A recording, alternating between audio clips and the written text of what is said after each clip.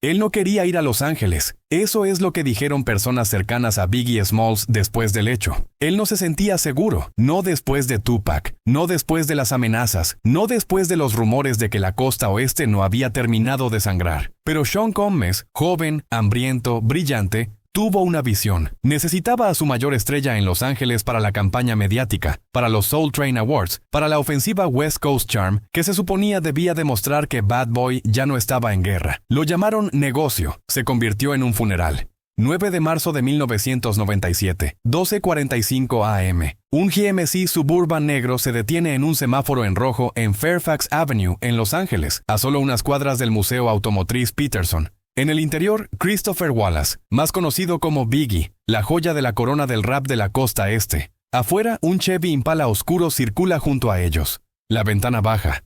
Se disparan 4 tiros. Uno importa.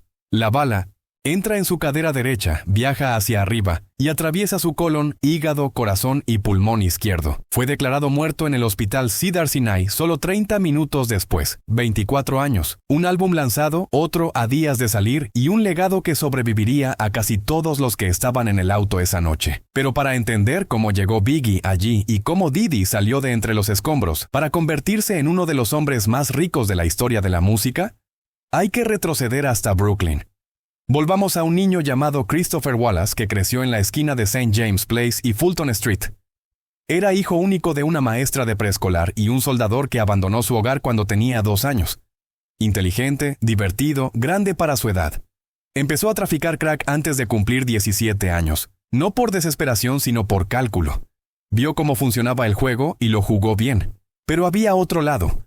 Alguien que amaba las palabras, la cadencia, la narración. Envolvió en la esquina, peleó en el comedor, cortó cintas de demostración en el sótano. Una de esas cintas llegó a manos de una joven ejecutiva de A&R en Uptown Records llamada Dawn Combs. Ese fue el momento en que todo cambió. Combs, más tarde conocido como Puff Daddy, luego P. Diddy, luego simplemente Diddy, vio algo raro.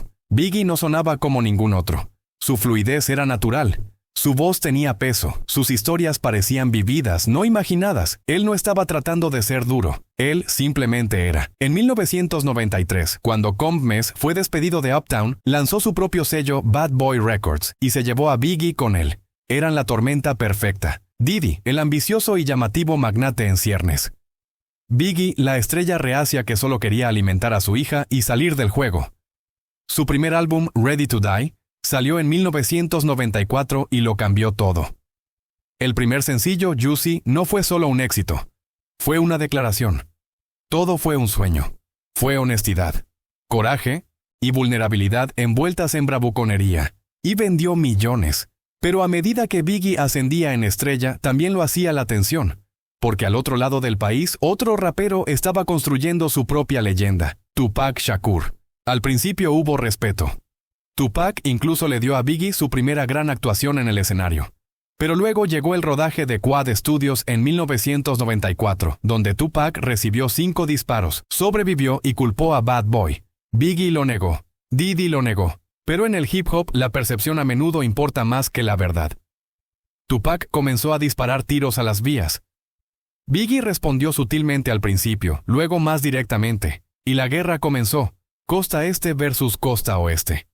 Chico Malo contra el Corredor de la Muerte. Nueva York contra Los Ángeles. 2 costas se convirtieron en 2 ejércitos.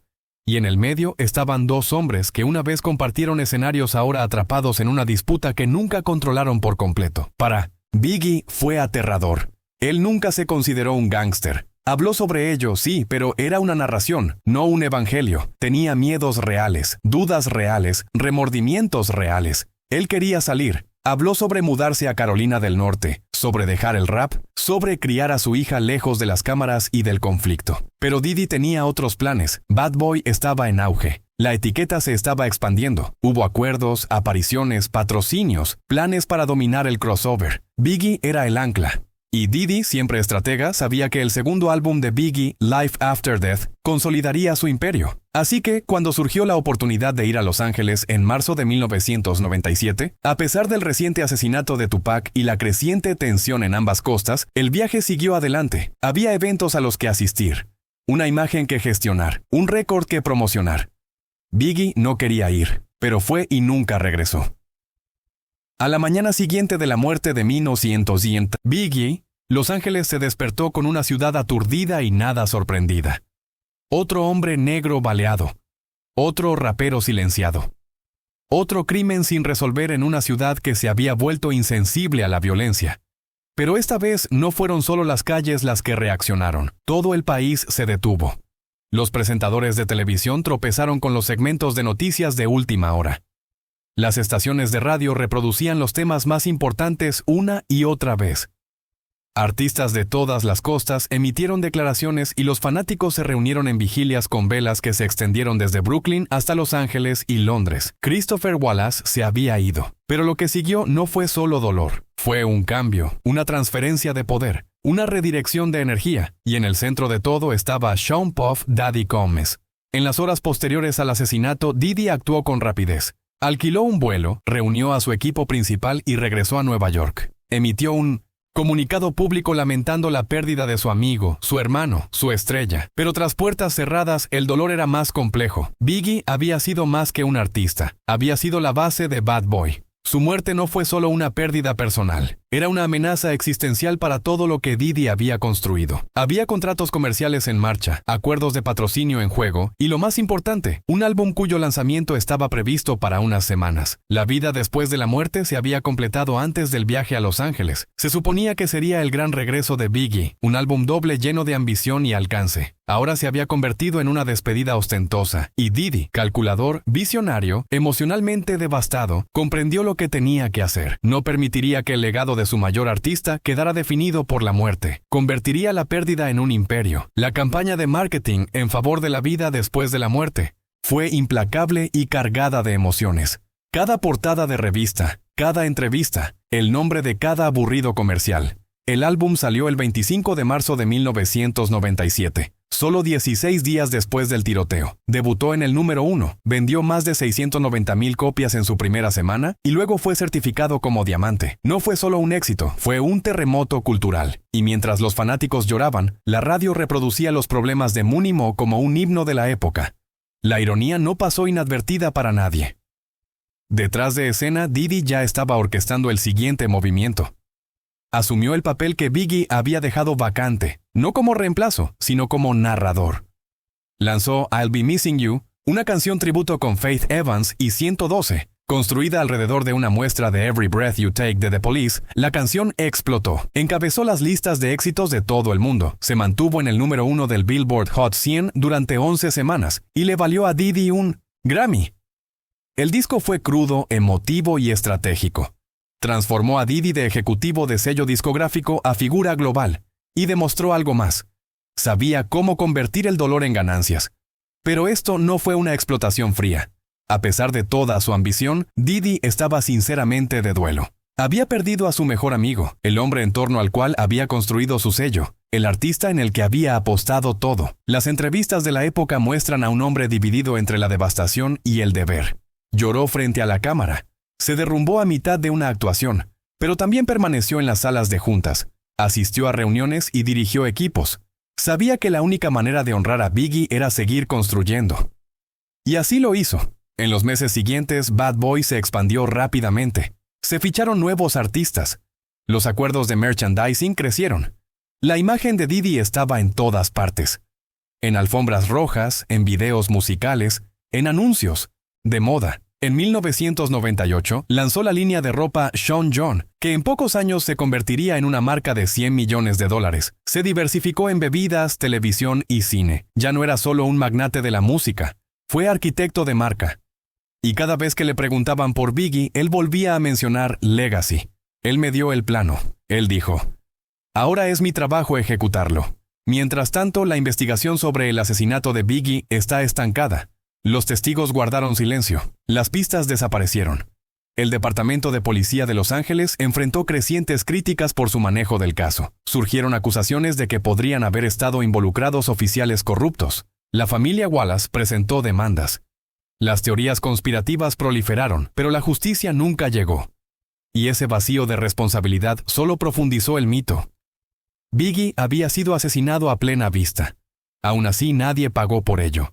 Fue como si el sistema hubiera acordado, Silenciosamente dejarlo desaparecer. A medida que fueron pasando los años, algo más quedó claro.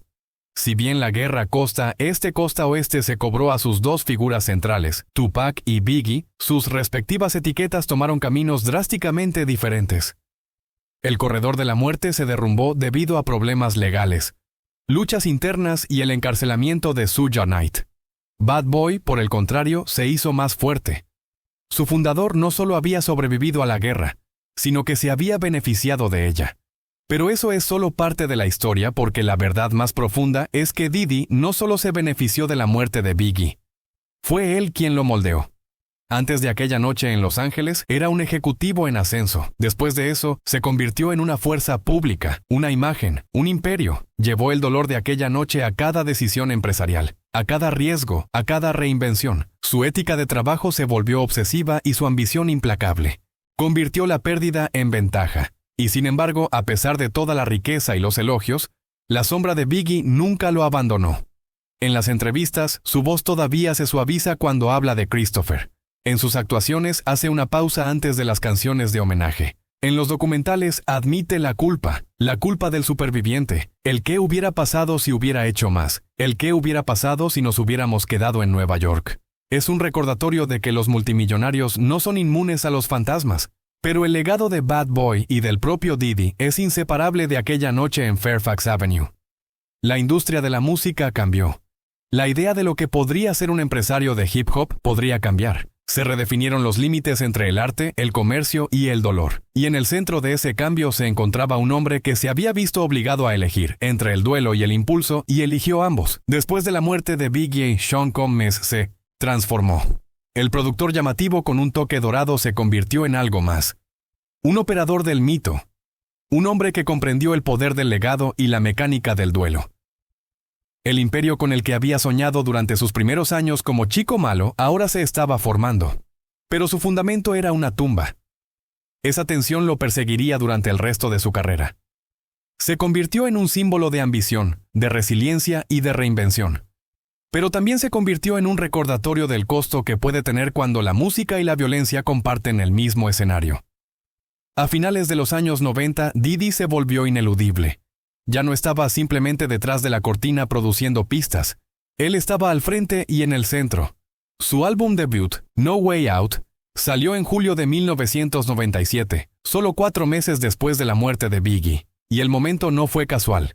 El nombre por sí solo ya contenía un mensaje. Se trataba de presión, de escape, de la prisión psicológica en la que se encontraba después de perder a su mejor amigo. Pero también fue un gigante del marketing. El álbum debutó en el número 1, ganó el Grammy al mejor álbum de rap y vendió más de 7 millones de copias. Fue una vuelta de la victoria mezclada con luto. Pero Diddy no se detuvo. Él no pudo.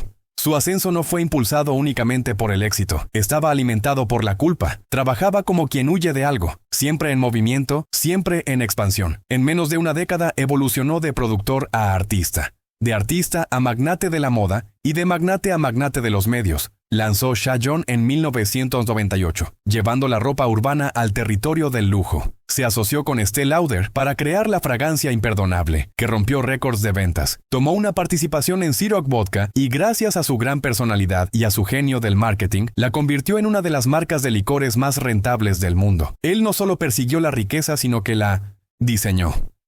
Pero detrás de las salas de juntas y de los acuerdos de marca, el peso de la ausencia de Biggie nunca lo abandonó. Las entrevistas durante este periodo a menudo lo tomaban por sorpresa. Cuando le preguntaban por el 9 de marzo de 1997, sus ojos parpadeaban. Nunca dio respuestas completas, solo fragmentos. Él llamó a Biggie el modelo, mi alma gemela en los negocios, el que creyó cuando nadie más lo hizo. Y tal vez por eso trabajó tan incansablemente, porque ningún éxito podría devolverle esa creencia. Para los fanáticos, la dualidad era difícil de ignorar. Vieron a un hombre levantarse mientras su amigo había caído. El mito de que Diddy estaba de alguna manera aislado de las consecuencias se convirtió en parte de la conversación. Los susurros se convirtieron en preguntas. ¿Cómo había sobrevivido él cuando otros no lo habían logrado? ¿Por qué Biggie había estado en Los Ángeles? ¿Era realmente necesario el viaje? ¿Lo mencionó brevemente? En una entrevista de 2002, dijo: «Hay una parte de mí que desearía no haberle pedido que viniera, pero hay otra parte que sabe que él también lo quería. Creía en la misión». Aún así, esas palabras nunca disiparon por completo la duda. Y esa es la carga que Diddy llevaba. No mató a Biggie, pero lo metió en la tormenta. Lo que poca gente sabe es cuánto del imperio de Diddy se construyó a la sombra de la pérdida.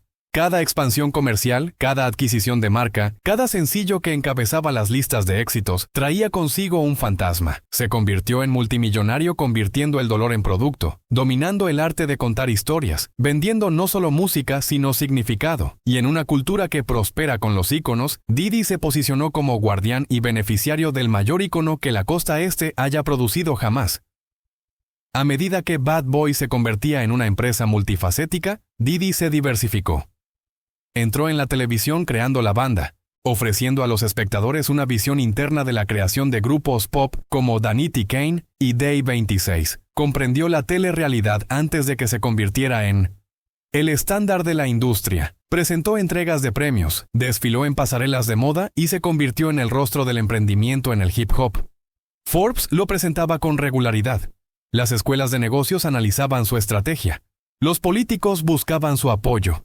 Pero incluso mientras el negocio crecía, Diddy nunca escapó de la sombra de Biggie. Lo mencionaba constantemente, a veces de pasada, a veces como el núcleo de su mensaje. En el escenario, en las entregas de premios, señalaba al cielo y decía, «Esto es para B.I.G.». En las reuniones citaba a Christopher como la razón para seguir adelante. Y en los aniversarios publicaba fotos granuladas y escribía pies de foto que parecían más confesiones que celebraciones. Porque en el fondo Diddy no solo estaba construyendo un legado para sí mismo, estaba construyendo uno para el amigo que nunca tuvo la oportunidad. Mientras tanto, la industria que Biggie ayudó a moldear estaba cambiando. La rivalidad entre la costa este y la costa oeste se disolvió en la historia. Surgió una nueva generación de raperos. Kanye, 50 Cent, Jay-Z, Nas, Eminem. Cada uno navegando por la fama de forma diferente, pero pocos la llevaron, la profundidad emocional o el peso narrativo que tenía Biggie. Su ausencia creó un vacío en el rap, uno que ninguna cantidad de dinero o fama podría llenar. Y Diddy siguió adelante. Cambió su nombre de nuevo de Puff Daddy a P. Diddy a Diddy.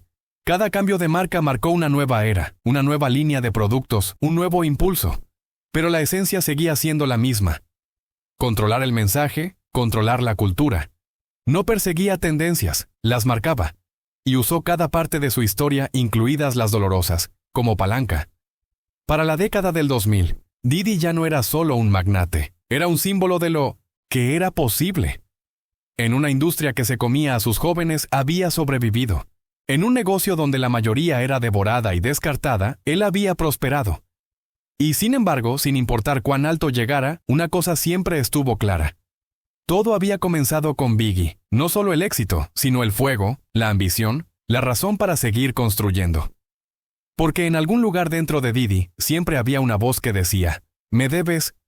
Para cuando llegaron los 10 de la década del 2000, Sean Combs no era solo un rapero o productor, era una institución. Todas las revistas de negocios tenían su nombre entre los principales magnates de Estados Unidos. Todos los paneles de hip hop lo mencionaban al hablar de emprendimiento. Y todos los artistas, lo dijeran directamente o no, se apoyaron en lo que construyó después de la muerte de Biggie. Pero en el fondo, el silencio de esa noche en Los Ángeles permaneció como una línea de base. Nunca dejó de vibrar. La industria había cambiado. Los artistas habían cambiado. Pero la fórmula que Diddy creó, mezclando marca con autenticidad, fusionando trauma con triunfo, se convirtió en el modelo.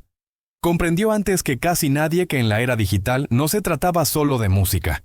Se trataba de controlar su imagen, su nombre, su legado. Y en ese ámbito no tenía rival. Su asociación con el rock se convirtió en cientos de millones. Su empresa de medios, Revolt, le dio el control de la narrativa. Su línea de ropa, Sean John, dio forma a la moda y al hip hop durante una generación. Pero ninguno de estos movimientos fue aleatorio. Cada paso era un ladrillo más en una fortaleza diseñada para aislarlo de la pérdida, del caos, de la vulnerabilidad que derribó a Biggie.